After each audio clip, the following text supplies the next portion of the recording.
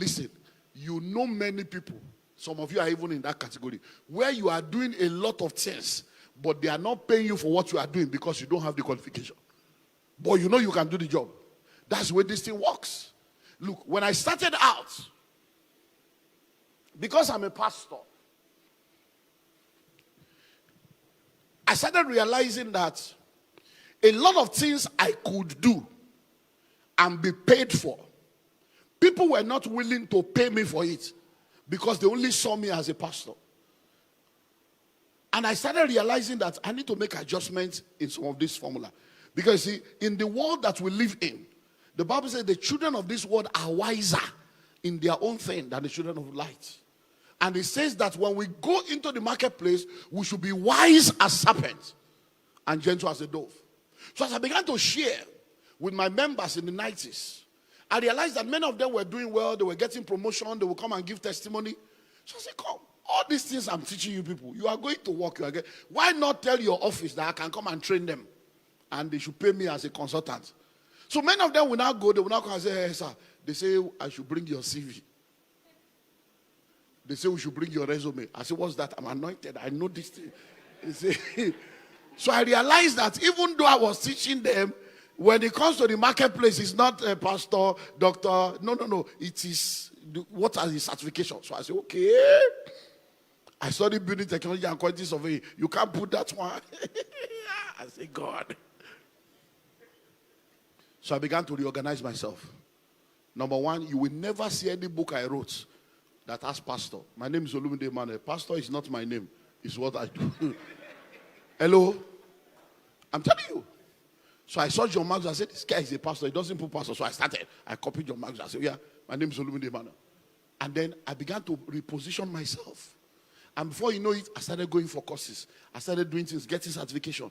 And then the same thing that I would teach in church as a series, I would teach in the marketplace as modules and courses, and people were paying. Why? Because I had the right certification. I remember when I wrote the School of Money book. The School of Money book is the first book that I wrote that is not, I didn't put any Bible quoting scripture. No. Every book I've written till then was Bible. So I said, okay, let me do this John Margaret thing now. So I said, let's do School of Money. When I released that book, after writing the book, I knew that if I released the book, even though I was already rich, as I did, I was rich. I had properties all over the world. But they still need certificates. So I started looking for the top universities. Cambridge, Yale, Harvard. All that. I was applying. Even if it's 1 month course, let me just go and do something and put the name. So I kept the book waiting. Then, bam, I got an email from Harvard. Oh, come and do this. I said, oh, I jumped at it. There was nothing they were going to teach me there. I didn't need any lecture. I just needed the name legally. So I got there. And then the professor that taught me, I carried the School of Money manuscript. I gave to him. I said, I've written this book. The guy came to class the next day and said, where is Mr. Olumide? I said, he said, oh my God, you wrote the book. I couldn't sleep, man. You took sleep off my eyes. He said, what are you doing here? You should be a lecturer here. I said, I know. He said, you are not even humble about it. I said, it's not about humble. I know. It's not pride. I know that I should be a lecturer. I came. He said, so why are you here? I said, I need the logo of Harvard. I need the brand. I said, I came here for brand affiliation. So that when I put it, the Harvard graduate, people will say, oh yeah, he knows what he's talking about. Hello? And that's it. Came back, released the book. Listen to the story. Came back, released the book. I'm telling you, these things work. So I'm not telling you, these are things I have worked in. Came back, released the book. There is a major media platform in our country that I have tried to go on. 4 different times I've been rejected simply because I'm a pastor. They say, oh, no, this is not a religious platform. We don't need pastors here. We don't know. No. So when I released the book, they went to the same platform and said, there's a guy from Harvard that just released a book on School of Money. And they would like to come and promote it. Oh, Harvard. And they come and they say they have accepted. I say, they have rejected me for it. I said, no. We told them there is a guy from Harvard. I said, Harvard? Certificate. Oh. I hope you know that many of you are here Somebody will go to London and return and come and be your boss just because he has a right certificate. And you went to one funny university where they are going on strike, where you are inside one cubicle. Hello? And then I got to this radio station, this media platform, and they began to ask me questions, and I began to answer, and it was boom. The whole state, everywhere was like, who is this man? Because the platform was heavy. When we were done, the lady looked at me after the meeting and said, wow. He said, I've been in media for over 15 years. He said, nobody has ever challenged me intellectually like you did. He said, this Harvard is very powerful. Can you Harvard that I did 1 week course. She gave the glory of all the grace of God on my life to a 1 week course Harvard. Why? Because in the marketplace, that's what they are looking for. If somebody comes and says, okay, I graduated from Yale, I finished from Cambridge, they don't even know whether he has brain, whether I didn't have brain. Because let me tell you, so many of you, you look down on yourself. You don't know that the greatest fraud is abroad. I can tell you for free. Go to London, go to all this school. You will see Chinese people that cannot speak English. They will graduate. How? Hello, how did a Chinese that does not understand English go to Harvard and graduate when the lecture was in English? There is fraud everywhere. Don't let anybody make you look down yourself. All they are looking for is their school fees to take care of their country. And they will just give. I'm telling you. Hello? So get all the certification you can get. Someone called on the radio station. He said, hello, I love what the man is saying. I'm an Harvard alumni. And we support our own. Please tell him that I need 100 copies. I'm telling you, that's how the book started going, everywhere. Are you ready for this one? So I pick up the book. And I said, since this book is doing well, let me go around the world and publish this book and let people know. I came to Ghana. I did a launching in Ghana. Yeah, did a launching in Ghana. One of my friends gave to me. You organized it. So we did Ghana. So I sent to my friend, Molapo, very powerful guy in South Africa. I sent to him. I said, look, I want to come and launch this book. The Molapo in South Africa. I sent to him. When I sent to him, the next thing I got an email. I thought it was a fraud. He said, John Maxwell would like you to come on board. I'm like, the same John Maxwell that we have been reading since we were small. I said, come on board what? He said, well, that's what you don't know is that I'm actually in charge of John Maxwell Africa. And now when John Maxwell wants to go around the African continent, he has consulting jobs and they are looking for people to join them. But when they saw the book, they say, why will we bring somebody from Africa when there's somebody, a guru here in Africa? That's how they brought me on board. Listen to me. That's when I entered private jet for the first time in my life. We were on TBN. I was on TBN for like 2 years. We were going from, I was a consultant to 4 African countries. That's how we're going around. Now, where did all this thing start? Certification. Hello?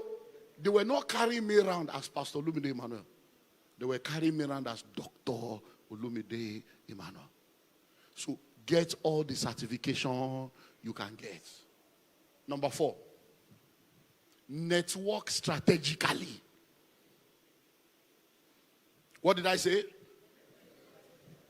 You have heard it said before that your net worth is determined by your network. Please listen and listen well.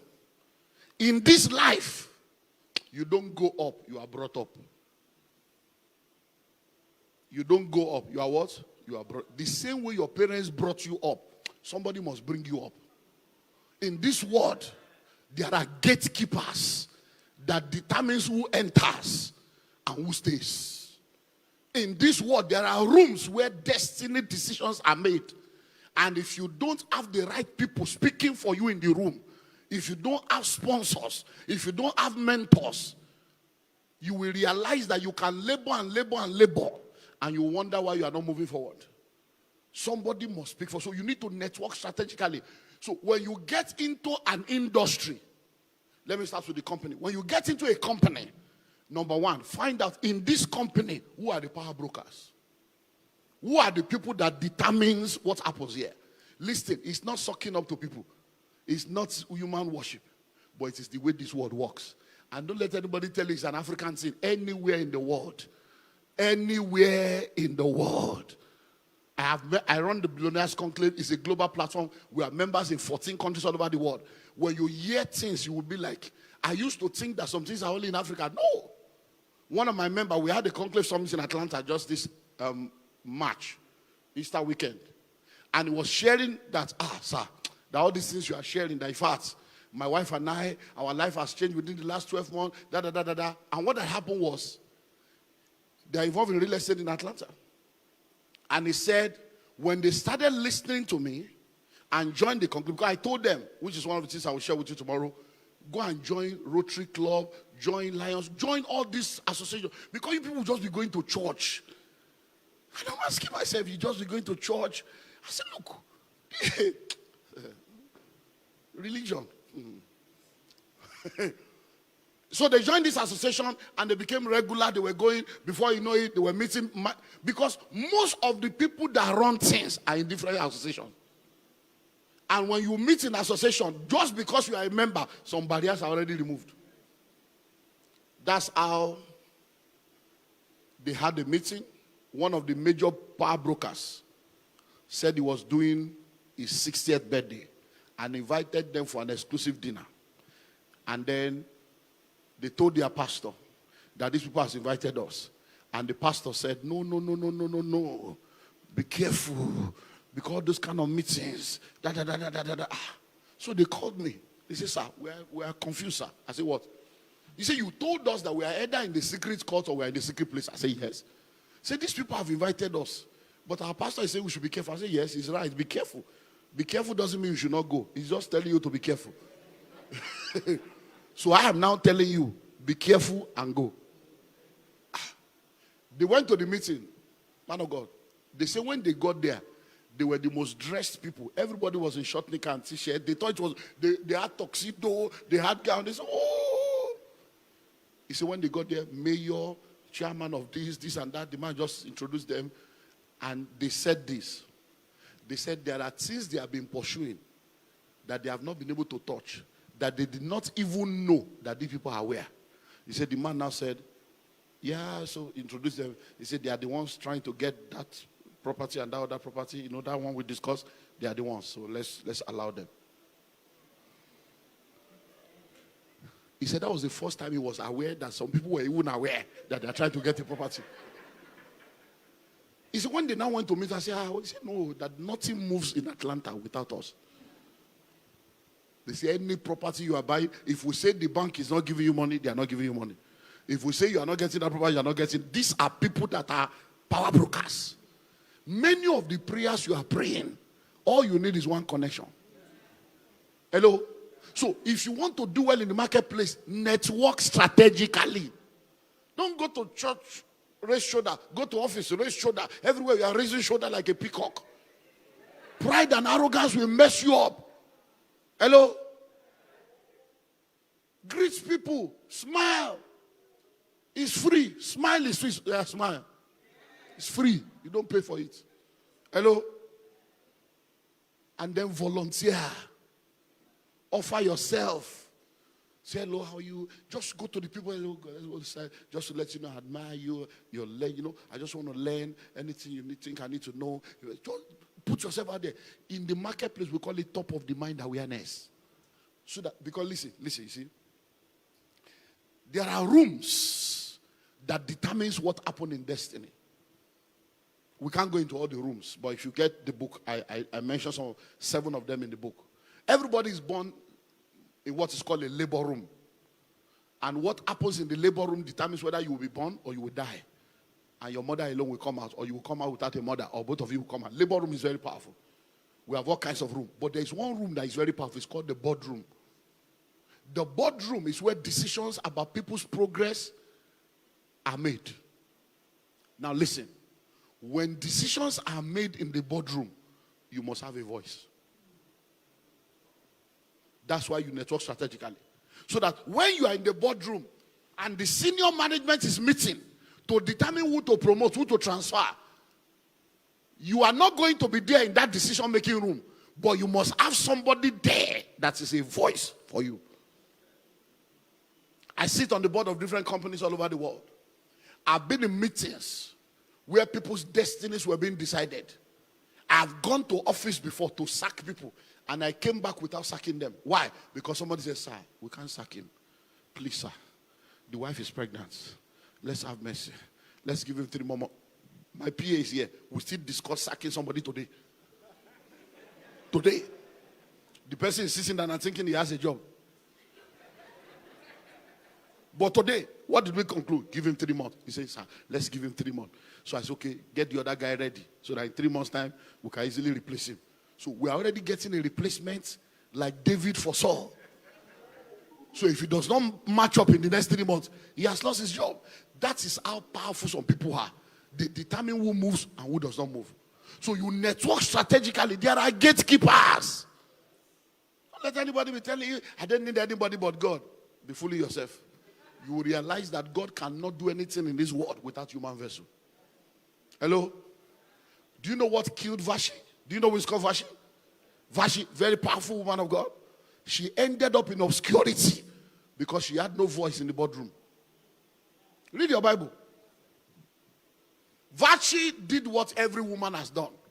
There is no married woman on earth that has never said no to their husband. Not one.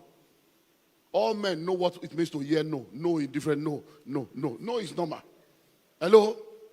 Whether it's bedroom no, whether it's decision no, there is no.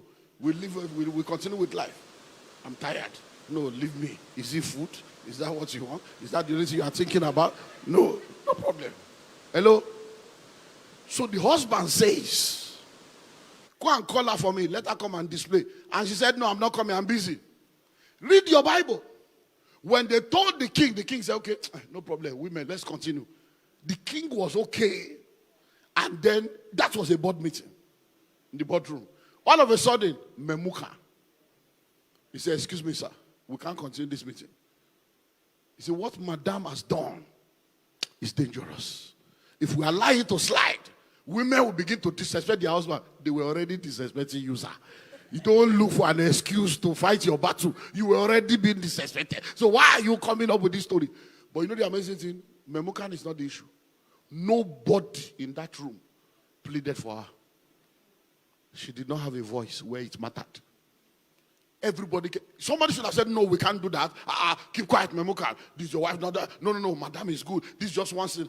Nobody spoke for her. Strategic networking. I have a few of my guys in different parts of the world. Some of them listen, some of them don't listen. Because listen, many of you don't know how powerful money is until you have it. There are many things you never think you can do until you have money. Some people think they are humble. When you are poor, you are not humble. I can tell you for free. Because what is the basis for your pride as a poor man? You'll be humble for poverty humbles people. It's when you have money and you are humble, then I will know that you are really an humble man. So some of these guys, when they begin to touch some money, even me, they won't listen. They'll be telling me, they'll be quoting, they'll be telling me, they have read some books. You will talk one, they will talk three. And me, I just keep quiet. I say, no problem. You will learn. So one of these, my guys, left Nigeria, went to one of these foreign countries to start a business. And then I started seeing his posts on social media, all the big things he said he was doing. Then I traveled down and I met with him. I said, come, who are the members of your board in this country? So he mentioned. I said, you don't have any powerful person on your board from this country speaking for you, and you're on social media making noise. I said, listen and listen well. There are some noise that will attract trouble. And you must be sure you have the backup for that trouble. I said, this noise you're making, shut up. Or back up. So that when you are making noise, you know that you have something backing you up. And I told him, get somebody from this country that has this capacity, that has this connection, put them on your board to become part of your board so that their name will be on your website. So that because they will start checking you, and when they check you, they see the name, they say, no, he has people. They will leave you. The guy said, no, we are going to take over. We are here to take over. I said, okay, foreigner, you are taking over. Okay. What I told him to do 3 years later, they came for him. He has left the country now. He has left that country. He has left the business, left everything. I said, what happened? He said, that should have listened to your support. That he say, now when they now came for him, he now went to look for the people I told him to look for 3 years ago. The cheapest one he saw, man, said $100,000 per annum to sit on your board. $100,000 per annum to sit on your board. Something he would have done 3 years ago for 10,000, and he would not have entered that trouble. So what am I saying? Network strategically. So number one is what? Number two? Number three? Number four? Number five, where we close? Understand the business of your career. Understand the business of your career. Understand the business of your career. I'm going to start with sports and entertainment, because that one is very common and popular for you to understand. Then I'll bring it into your career. There are many people today that are in show business. They know the show, but they don't know the business in the show. Somebody else is the one that knows the business. So you see them showing on social media with bling bling, but they are poor. They are celebrity beggars. Hello? But there are people that are the real power brokers behind the record label, the owners of the show, that are making the money. You know of a lot of footballers and sports people that will sign away their life, sign 5 years, sign 10 years. They took a guy from this Ghana here, took him to London. He signed £500 per week. He signed 15 years. From Ghana here, yeah, £500 per week. They did visa for him, took him to London, told him feeding, everything, because he was coming from poverty. £500 per week was like a breakthrough. They took him to London and started making £50,000 per week on his head.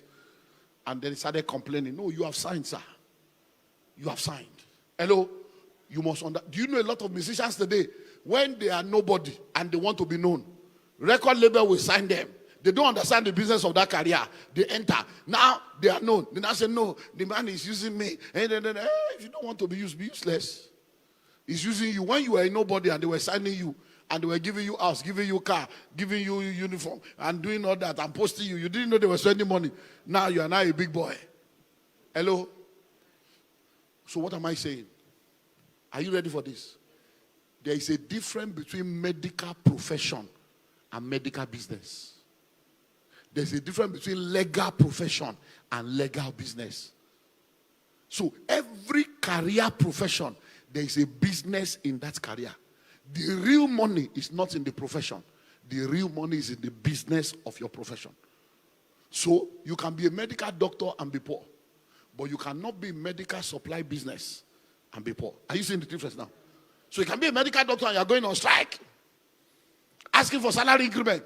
But there are people that did not go to medical school. They are the ones supplying the syringes, supplying the bed, supplying the cotton wool, supplying the stethoscope. And they are multi-billionaire in medical supply business. But you that went to school, you are waiting for salary every 4 weeks.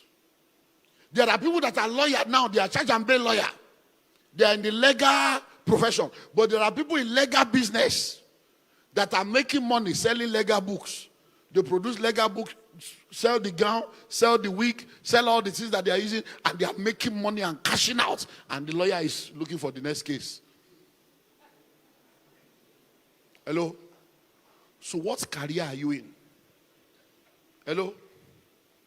A member of my church, a university professor that taught French in one of the major universities for 27 years, retired. And one Sunday morning after service, I saw her. I just felt that these are people that have been with me for a while. So I said, Mama, come on. It's been a while. Oh, he said, Pastor, you have forgotten us. You know, church is big now. You don't remember. I said, no, it's not like that. You know, we're busy. So how are you? He said, I have retired. I know I've retired. You know, there's no money, the retirement benefit. I said, how can you say there's no money? I said, I thought you were a professor. He said, yes. You were teaching French. I said, you know, even the pension money. She was, I said, you are serious, man? He said, yes. I said, you can't be poor. French in Nigeria? No. There are only 2 languages in Africa, English and French. Do you know how many countries in Africa? I said, oh, so we need to see. So she came to the office and said, sit down. I said, how many books on French have you written? None. Why? So she was a lecturer. She understood the profession of teaching, but she did not understand the business of the profession. So I sat her down and I took her through a short consultancy course. I said, there are many businesses in this your area. I said, number 1, you can become an author. Number 2, you can start an academy and teaching people. You can become a consultant. I said, you can go to embassies. And then you begin to, by the time I was done with her, she said, hey, Pastor, you see now? You see? All these things you have just done with me now. If I have met with you. People of God, within 6 months, she started opening up. Right now, she's still in church, but she's no more poor. She's making money now as a consultant. She's training this. She's doing this. She's doing that. These are things that are the business side of that profession that she did not know. Because she was doing this, go to class, lecture people, collect salary, come home, wait for next month. And that's what many of you are doing. You are in professions where you don't even understand the business of the profession. Man of God, I had a terrible experience. Because see, these Christian people, we need to talk some sense into their brain. I run the Entrepreneurship Academy. And because of that, when people go through our academy, I just feel that do good to all men, especially to those of the household of faith. So I pen down people for different things. I say, okay, when we want to do this, when we want to do this, when we want to do this. We had a meeting today. I was saying, no, we can't just put him by the side. That or that, once that office open, we'll now bring him up. So that's how we sit down and discuss. So this lady, because I had ideas of what I want, I was doing something in the airline industry. So when she came for our academy, she said in one of the discussions that she has been in the airline industry for 17 years. So I penned that down, that when we want to start our airline, we'll bring her on board. So we opened office in Sierra Leone, opened office in Dubai, got the airline, got everything we're starting. Then when we met at Dubai, I said, no, I have a lady that we can bring on board to come and be the station manager. Guess what? So I told my office, call her. They said they have been trying the number, it's not going. I said, okay, give me the number. So I called. The first time I called, it rang. So I said, hello, is this? He said, yes. I said, my name is Olumide Emmanuel. Oh my God. I said, hey, cool down. I said, he said, oh my, I can't believe it. I said, believe it. It's me. And we need to talk fast. I said, are you still in the airline? Yes, sir. Yes, daddy. I said, okay, can I come? Can we have a meeting? Oh, no. So she came. And then I got the shocker of my life. So she came, sat down. Thank God I was the only one in the office. If it was a board meeting, that's the end. So I said, my sister, you graduated from our academy. You told me you were in airline then. 17 years. I said, yeah. I said, now 19 years. So you have been, I said, so now we are starting this airline. He said, I've heard about it. I said, we are the brain behind this. We are bringing it to Nigeria. We are starting, and we need a station manager that will manage everything. So I'm thinking of you coming on board to head it. She looked at me like this. As in. She was doing like this, like a. I said, what is it? He said, as in. I said, as in what? He said, as in. I should come and handle everything. I said, yes.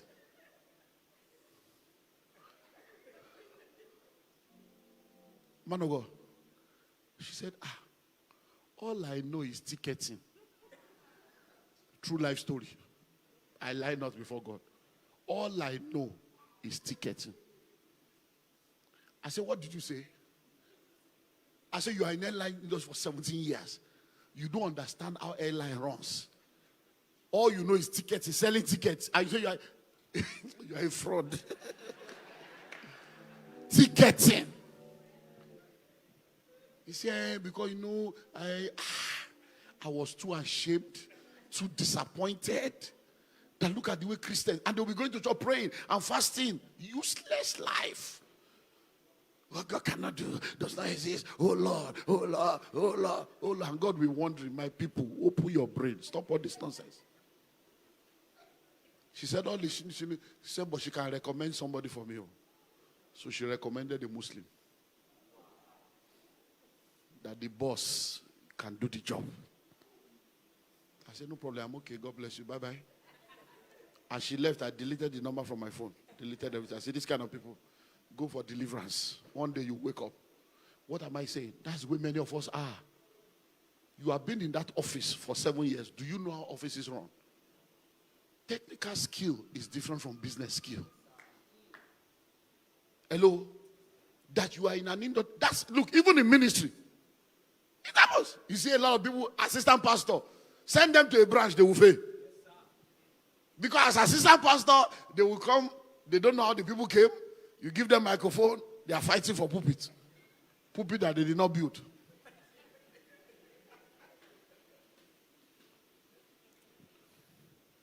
Because when you are not the pastor, you are a manager. You are not a leader. You are what? A manager. You are not a leader. When you now send them to branch, their deficiency will be unveiled. Because they don't know what it takes to be able to engineer things. Hello? So you want to do well as a career person? Number one, start early. Number two, give it all it takes. Number three, get all the certification you can get. Number four, network strategically. Number five, understand the business of your career. Because inside that career, there are business dimensions that you will be wondering how you are doing it. I close with this story. I like practical stories so that you can get this thing. Another member of my church, a major senior executive in the Nigerian Drug Law Enforcement Agency, the drug people at the airport and other stuff. She has been in that sector for, is it 30-something years now? She will be retiring in 2 years' time or 3 years' time. She shared this story just this few months ago.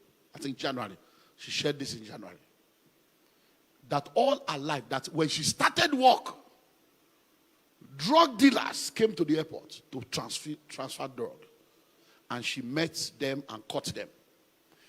And as they were going, she was taking them to the reporting office. And the guy said, young lady, you are young. What do you want? And this is a story of 20-something years ago. Say, I can give you $3,000. He said, no, I'm taking you there. 5,000, 8,000. He said, the man was increasing the dollars as they were getting close. He said, no, I'm a Christian. He said, and when they got to the door and they wanted to enter, the man looked at her and said, listen to me. That's how many of you die poor, because you don't understand the way this world works. He said, listen, I'm going to go into that place. The money you refuse to collect, your boss will collect. And I'll be back, but you will remain poor. Hello? And they submitted the guy, handed him over. She said 8 months later or something, the guy came with another drug again to the same airport. I said, hello, how are you? You are still here? I'm out. No, I'm telling you how many of you. She said, so for over 20 years of her life, that she has been wondering. Then they joined our church a few years back. And she started hearing another kind of message. Because you see, many of you don't understand. All this supernatural you are hearing. Supernatural is a combination of super plus natural. Hello? So she joined our church and then she started hearing a different message. She said she has been frustrated that God, I've served you all my life. Is this the way I will die? And retire poor. I don't have house. I don't have anything. Then I started teaching and she started hearing. And then she began to understand what I'm telling you now. That in that same profession, there's a career. And there's a business in that profession. And then, bam. She said, I'm involved in drugs. We see how terrible drugs has been. How come I've not gone to do a course on drug rehabilitation and have certification to help people come out of drugs and have certificate? That's how she started doing short courses. Now, she was sharing with us this January that within the last 2 years, the kind of money she has never made before, she's now making. Not from salary, but as a consultant. She's now consulting for different NGOs, consulting for different foundations, helping them to set up drug rehabilitation and this and that. These are the business side of that profession that the uniform will not give to her, but wisdom give to her. Rise up on your feet.